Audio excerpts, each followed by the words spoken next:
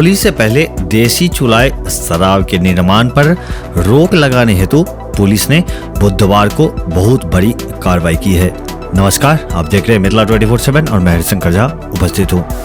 जी हाँ, होली से पहले देसी चुलाए शराब के निर्माण पर रोक लगाने हेतु पुलिस ने बुधवार को एक बहुत बड़ी कार्रवाई की।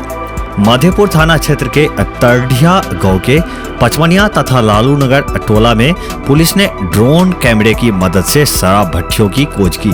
इस दौरान भारी मात्रा में अर्धनिर्मित देसी चुलाई शराब को विनष्ट किया गया। वहीं 2 दर्जन शराब भट्टियों को ध्वस्त किया गया। मधुबनी से आया हूँ।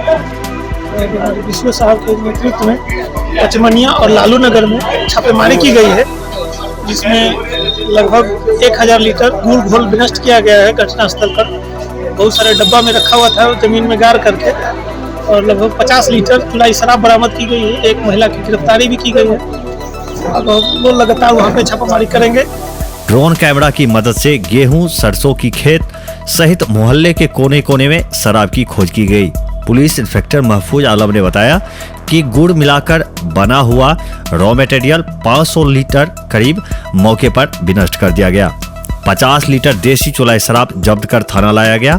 उन्होंने बताया कि देसी शराब निर्माण कार्य में शामिल लालू नगर निवासी झमेली सदाई की पत्नी 40 वर्षीय शांति देवी को मौके से गिरफ्तार किया गया है। झंझारपुर पुलिस निरीक्षक महफूज आलम तथा प्रतिनियुक्त दंडाधिकारी सह प्रखंड सहकारिता पदाधिकारी ओम प्रकाश झा के नेतृत्व में की गई छापेमारी में उत्पाद विभाग के एसआई सन्नी कुमार, मधेपुर थाना अध्यक्ष अशोक कुमार, भेजा थाना अध्यक्ष अरविंद कुमार, लखनऊ थाना अध्यक्ष नीलिमा कुमारी, भैरव स्थान के एसआई अजीत कुमार सिन्हा, घोंघाटिया के एसआई इंदल यादव, सुपौल जिले के मरौना थाना के एएसआई विनोद यादव सहित सैफ के जवान तथा भारी संख्या में पुलिस बल शामिल थे।